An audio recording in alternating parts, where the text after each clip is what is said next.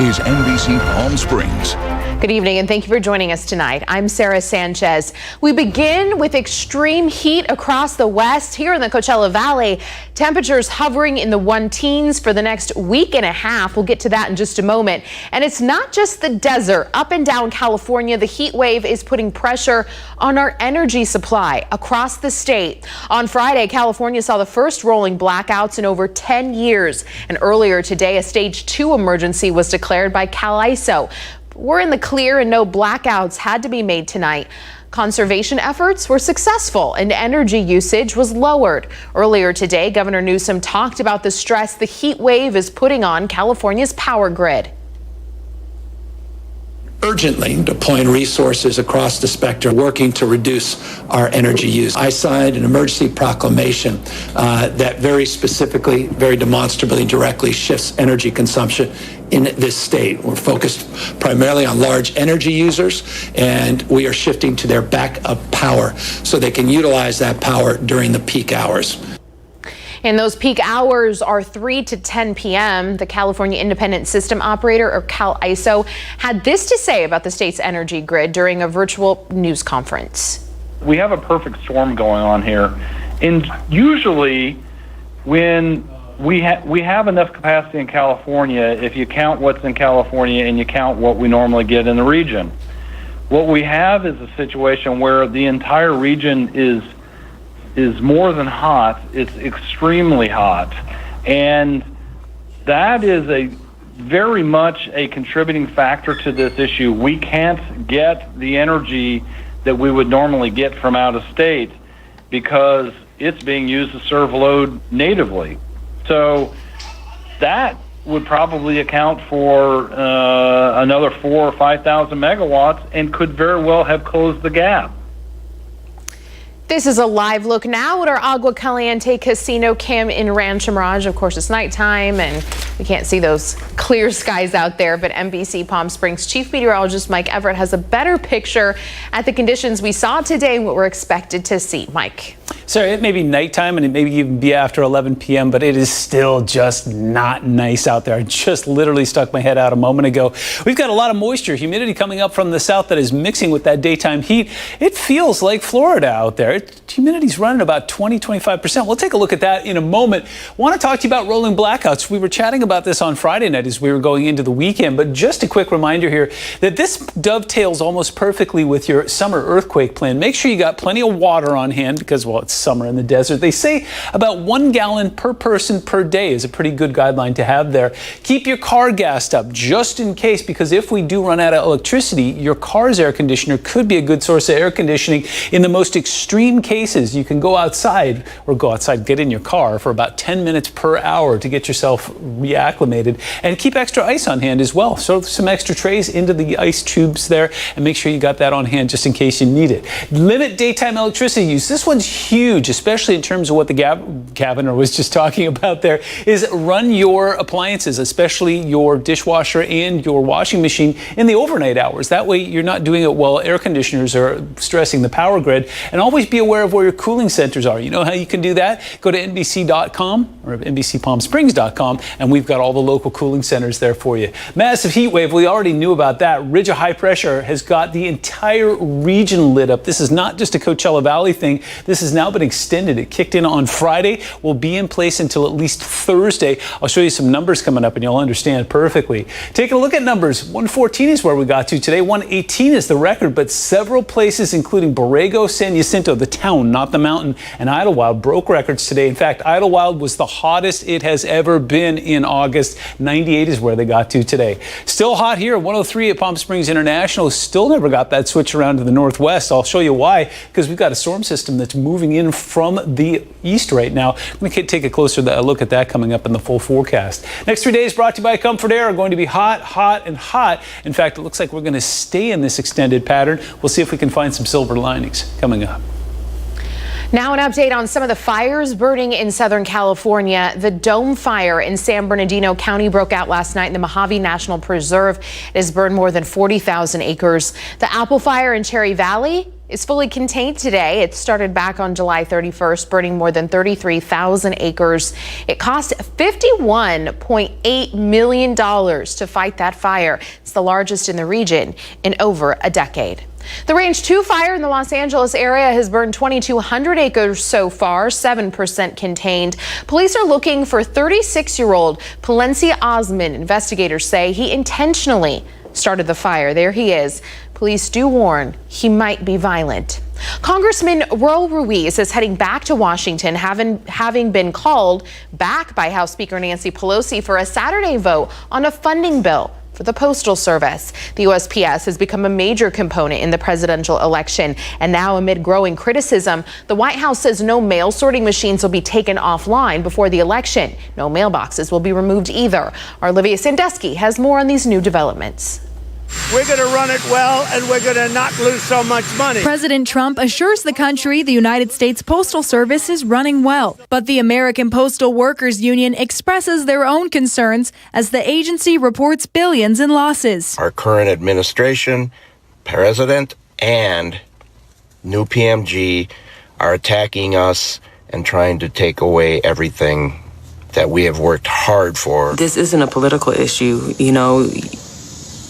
If we don't fund the Postal Service, you're going to have a lot of people out of jobs. Speaker Pelosi has called the House to vote Saturday on the Delivering for America Act, which could prevent the Postal Service from making any changes to operations that were in place at the beginning of the year. Congressman Ruiz will take part in that vote. He believes it's crucial for communities and a safe and fair election. It's caused damage to seniors, veterans, small businesses, and workers who rely on the mail. The president clearly states that he wants to prohibit people from voting safely. Instead, he wants to force them to take the risks and go out in public during a pandemic. But not all local leaders agree. State Assembly candidate America Figueroa says voters should be able to choose the option they're most comfortable with and believes the issue is becoming too political. There are instances where there is fraud or people that decide, from the postal office to not take certain ballots into the office. And I know even though this is a political issue,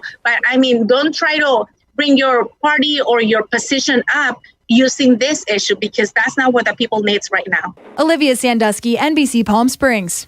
Coronavirus coverage brought to you by East Valley COVID-19 testing site, serving residents of eastern Coachella Valley.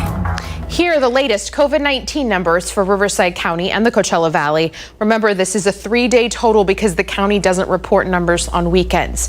Over 1,800 new cases were reported in the county, and nearly 1,000 of those are from the Coachella Valley.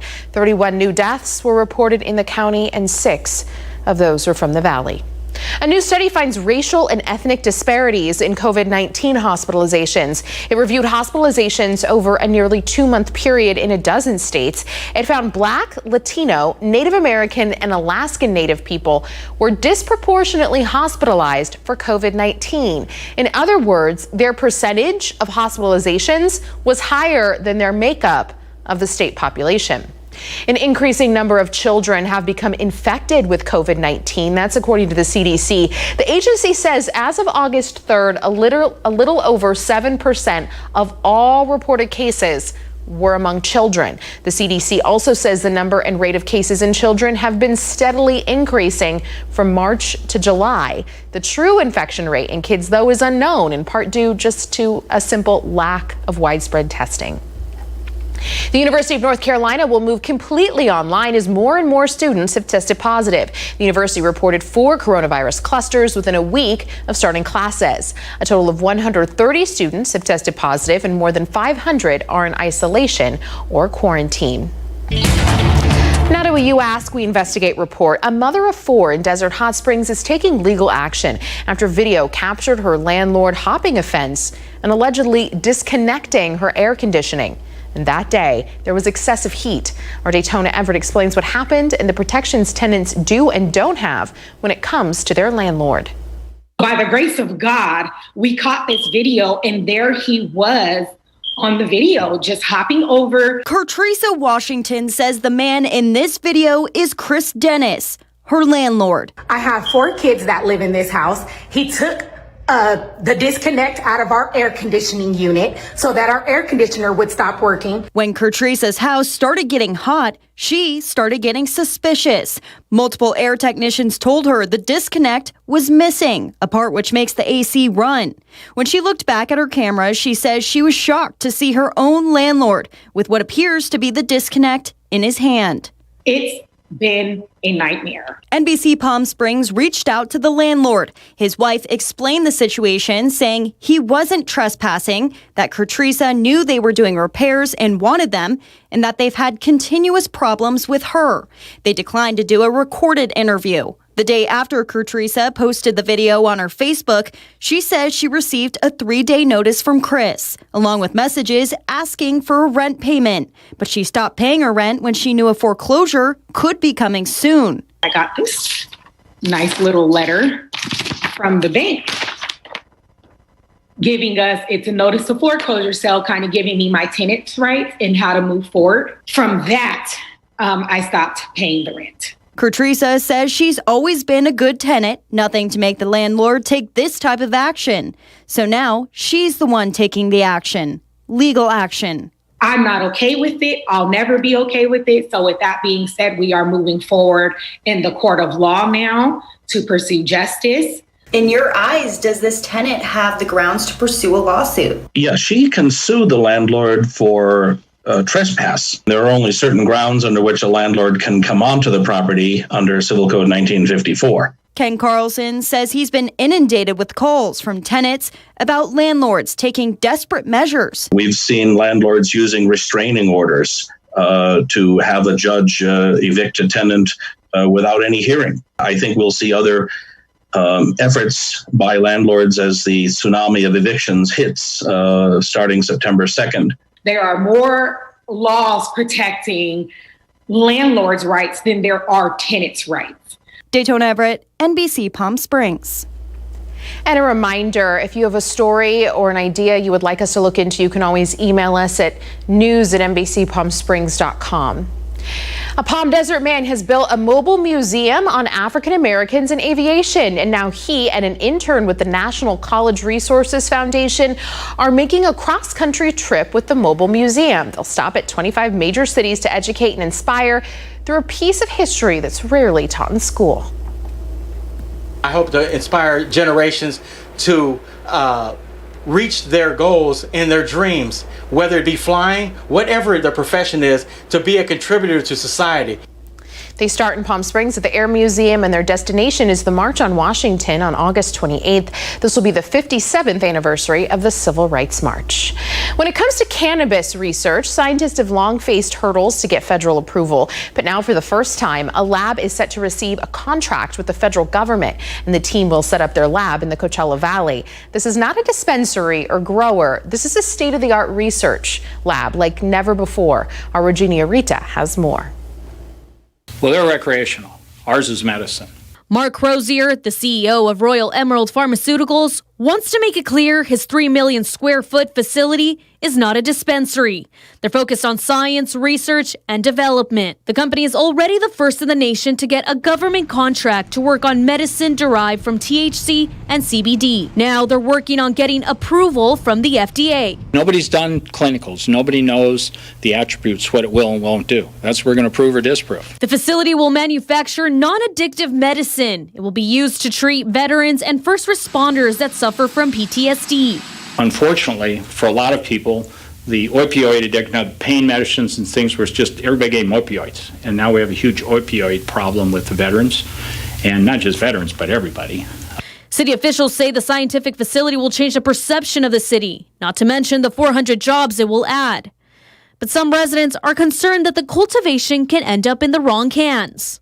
Even though this facility is located in a public parking lot where people are able to come in and out anytime, behind this gate, there is high-level security that includes over 80 cameras that are constantly monitoring anyone who's trying to trespass. Cannabis industry came in, we made policies strong that there were going to be armed guards, high visible security measures. For NBC Palm Springs, I'm Regina Urita.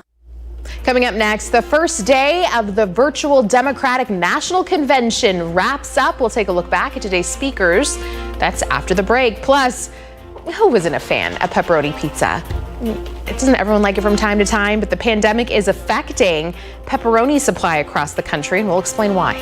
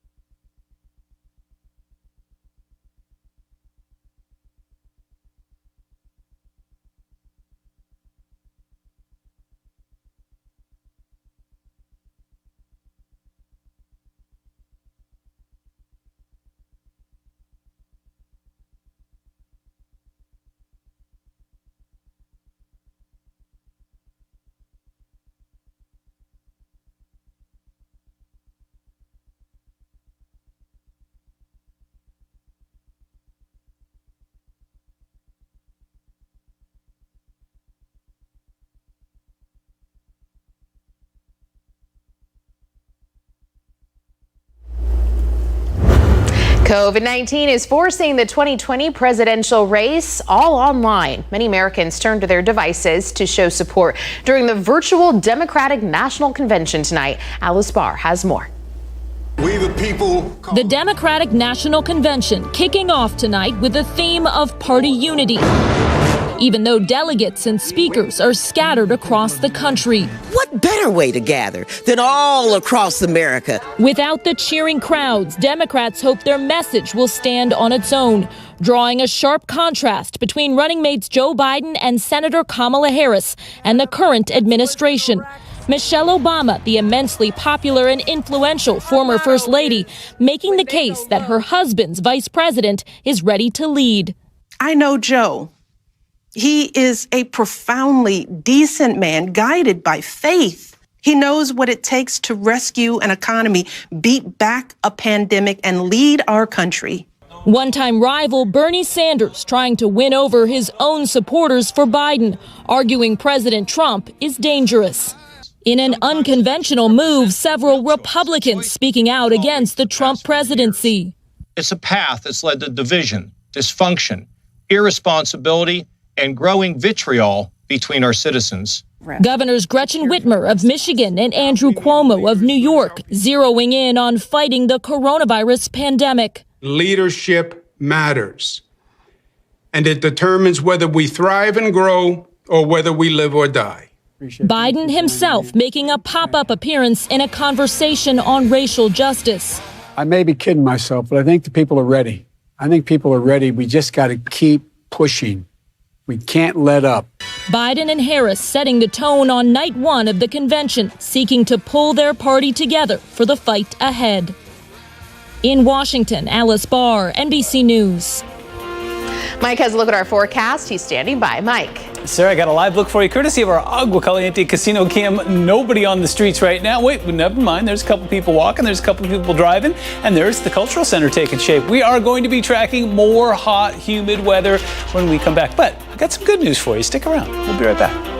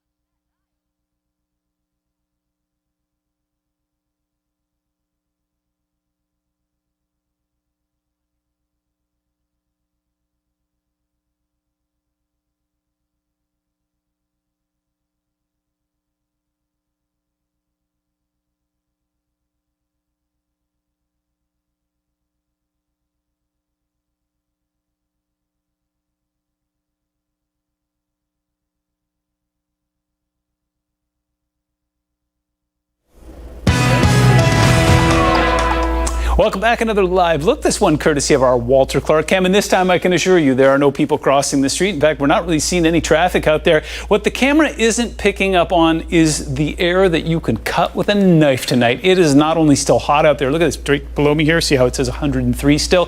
But humidity is just running thick as well. We've got that flow coming in directly from the east. More of that in a moment, but I promised you some good news going into the commercial break, and here it is. Tonight's show has been brought to you by the number 36. That's the number of days until we cross the autumnal equinox. I was showing you this on Friday as well, and it's entirely possible that I'm going to be doing a countdown every single day until we get to Tuesday, September 26th, 22nd. Mixing up my numbers there. Anyway, there's hope on the horizon here. It doesn't necessarily mean that we're going to just cool off on the first day of fall, but the days will be getting shorter and thus hopefully cooler. Talking about records, so we broke some records across the region today, but it's the overnight temperatures. When you take heat and humidity and you put them together like that, well, this is what happens. We cooled to 90 overnight last night. So did Indio, Borrego. Thermal set an overnight record. In fact, we didn't have to go very far back into the archives to do that. 2013 was the old record, 65 in Idlewild. 69 is all they got, and they broke that record. They shattered their daytime record today as well by getting into the upper 80s. Excessive heat warning. I'm sure you heard about it. It has now been extended until Thursday for the Coachella Valley and all parts inland there as well. The immediate coast and spots above 5,000 feet is the only place to get some respite there, but we're tracking some more storms up in the mountains tomorrow. I'll tell you about that in a moment. Coast is still reasonably pleasant, but everybody else running in the mid-90s into some very respectable 100s. So here's what's happening. Remember, high pressure always has clockwise flow around it. Well, very easy to see it right now. You can see it offshore there. Everything's moving from the south to the north, and that's why we've got that humidity that's sucking up from the south there, and that's what's giving us that just stock feel tonight. That will be around for a couple more days, unfortunately, until that high pressure boils down. Now take a look at Futurecast. A couple things I want to show you. There is a storm that's going to be walking right along the Arizona, California, Mexico border tonight. Possibility of some outflow winds that are going to throw some dust into Imperial County. So if you have some overnight plans driving straight south, you may run into a dust storm. That's the first thing I'm going to tell you about. As we go towards Tuesday, you'll start to see some of that cumulus bubbling up over the mountains once again. Looks like Santa Rosa and San Jacinto will be active right around 3 o'clock. There were over 40 cloud-to-ground lightning strikes in San Bernardino today. Possibility of that again on Tuesday. We fast forward that to about 6 or 7 o'clock. Those storms will finally walk off towards the San Gabriels there and then finally wind down around 8 o'clock tomorrow night. Here's what we're talking about as far as the dew point and humidity goes. 65 for your dew point on Tuesday. Good Lord. 25 will be our minimum humidity. It's going to be muggy for the rest of the week. 97, Desert Hot Springs currently. 91, Coachella. 91 is also your number in the Yucca Valley. Cool 59 in Big Bear. I'm jealous. Wind never really did much for us today. Made that switch around to the north and northwest, but didn't really pick up in velocity. 93 is where we start in the early morning hours. 116 will be a very popular number in the Coachella Valley. 107 in Joshua Tree and 84 in Big Bear. In fact, 116 is going to be a very popular number this week. We cool to 115 on Friday. We'll get it down to 111 on Saturday, but it looks like more heat will return starting on Sunday.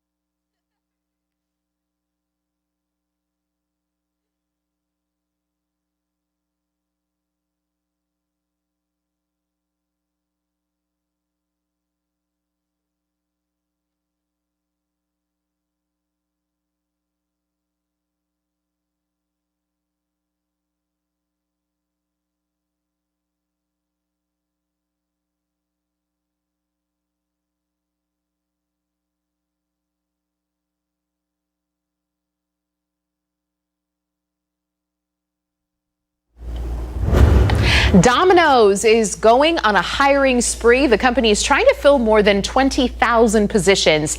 Everything from delivery drivers and pizza makers to managers and assistant managers.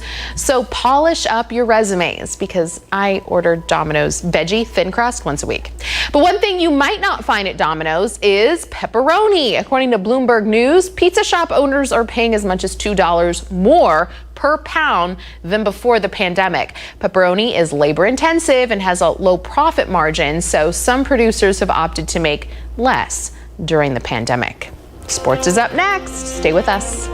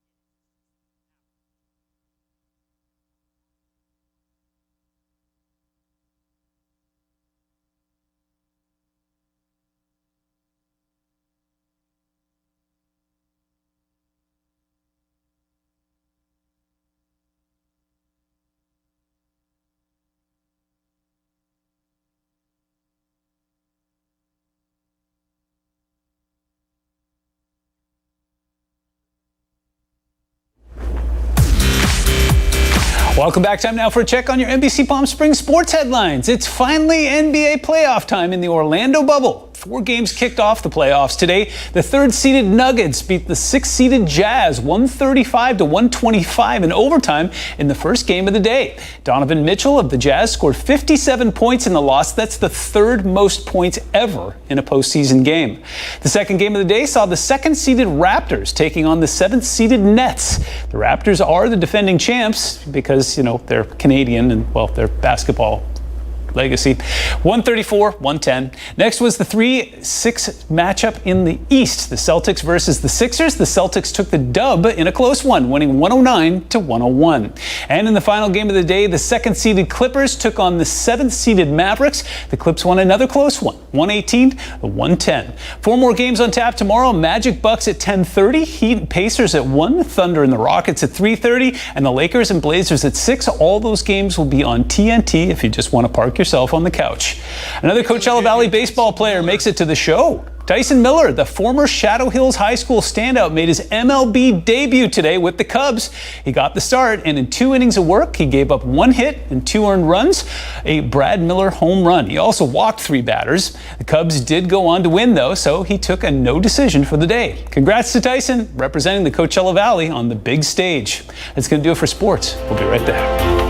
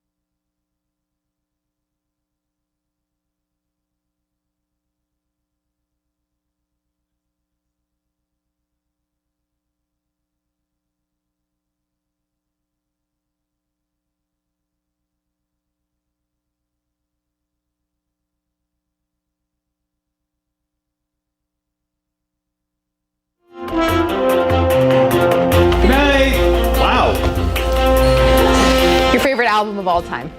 Wow. In 10 seconds. We had this conversation before the show. Alice in Chains' Jar of Flies. There we go. That's what you said before the show. Your answer sticks. Have a good night.